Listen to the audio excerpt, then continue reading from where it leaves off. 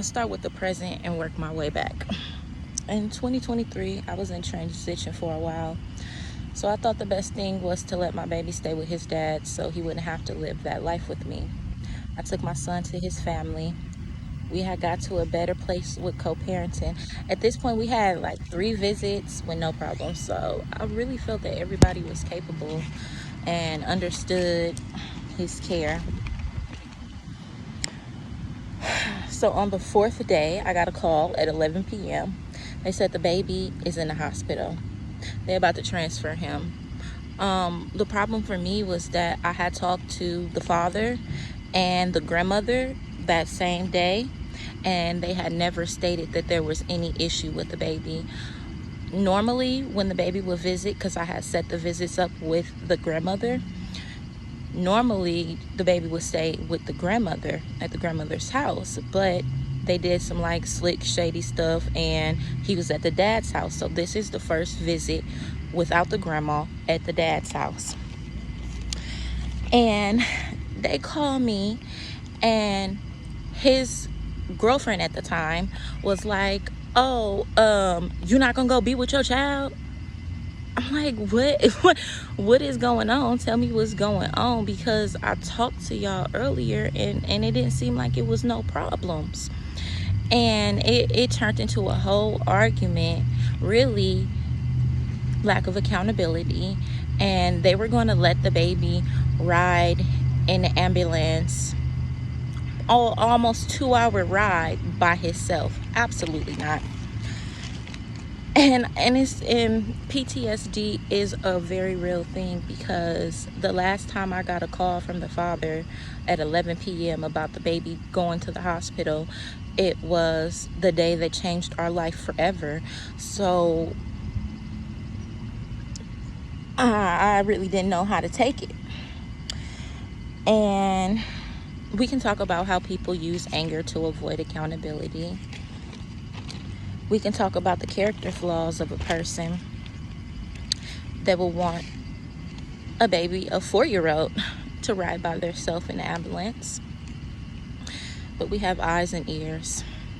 And I want to keep it positive. I had a hard time even being able to talk about this, because I don't want to bash anyone, but I want to state my experience, and I have learned a lot from it, and we are all better for it. I'll say that. And I had them come to the hospital, and I made them stay in the hospital, because I had spent 6 months in the hospital with him from that last incident. And obviously they needed to ask the doctor questions, because obviously they don't trust the words of his advocate, which is me.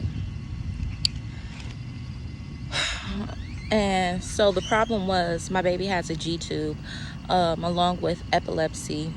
So he has, so many other things too. And he's not able to do a lot of things. He's not able to do anything for himself. So he needs a lot of care. And the problem was that they were giving him milk, but they were not giving him water. And that's an easy fix. He was slightly dehydrated. He had high sodium, because they were giving him things out of his approved diet. But it's not to say like, oh, you're a terrible person because that happened.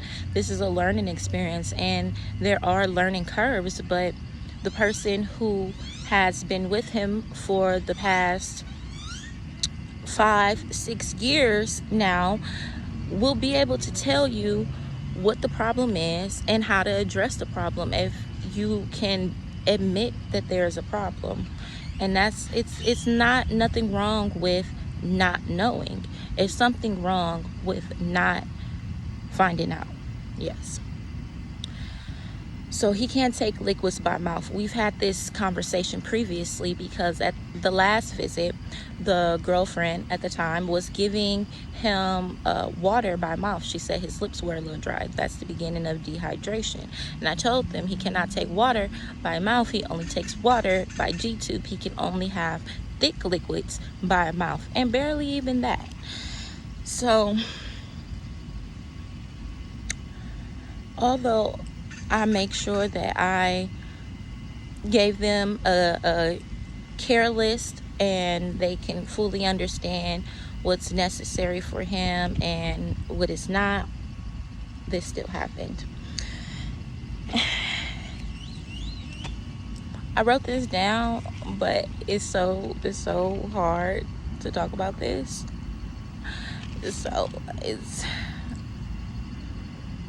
So as we in the hospital, we all take turns staying with him.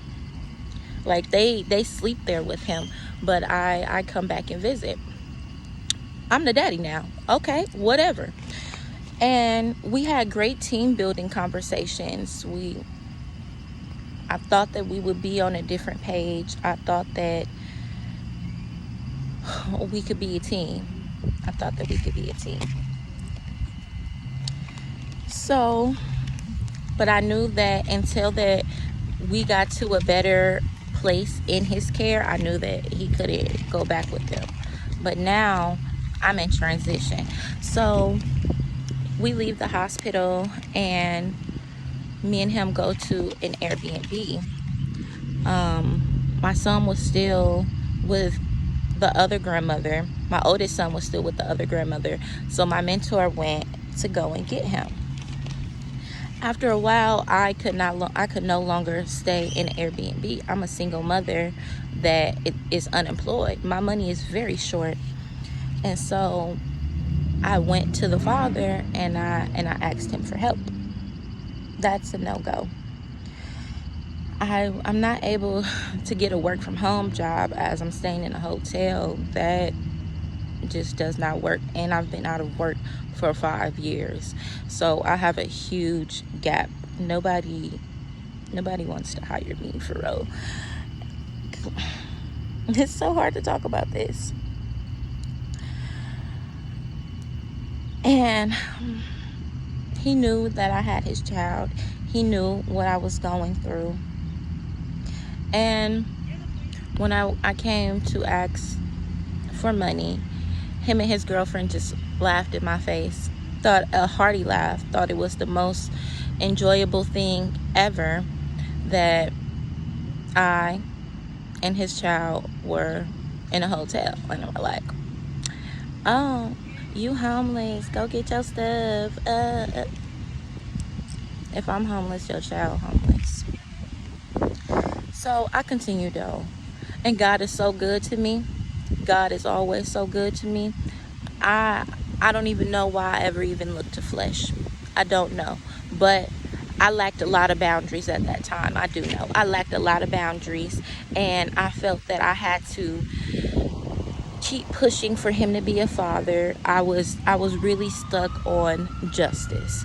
What is fair? What is right? It's not fair for me to make all the sacrifices. So I kept pushing for him to care, even just a little bit, even though I knew and I saw all of the times that he did not give a single flying pancake.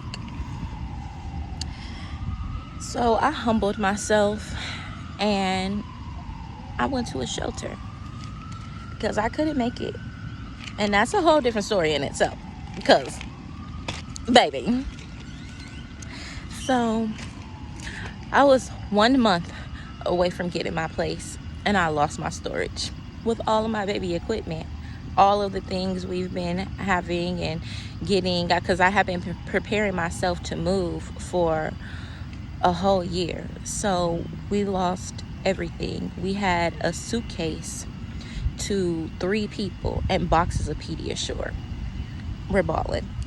So then I knew, I said, I can't do this. I have to go back to work. I have to reestablish our foundation.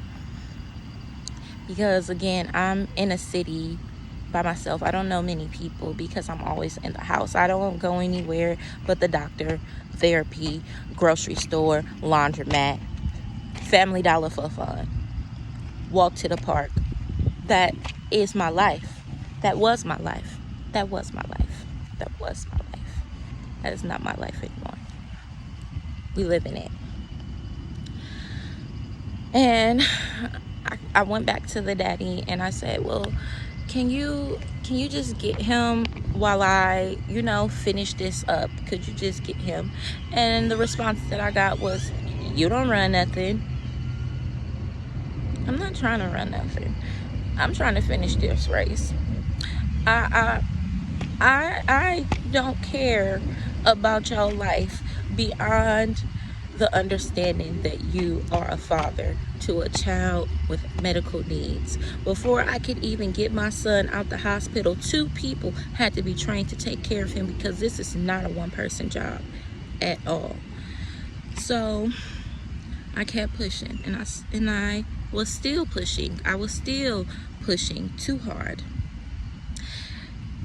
But that means that I wasn't standing on a promise, because again, God is so good to me. I don't know how I made it out that situation. It was nothing. Nothing but God. I had so many days that I had no options. I had so many days that I had not a dollar to my name. I had so many days that I had no clue, no idea where we would go, what we would do. But guess what? No situation was ever ideal, but guess what? Every single night, me and my kids had a roof to lay under, because I know how bad it can get. I know how bad it can get. And I thank God every day for carrying us and keeping us in that situation, because that's the only reason I can speak my truth now.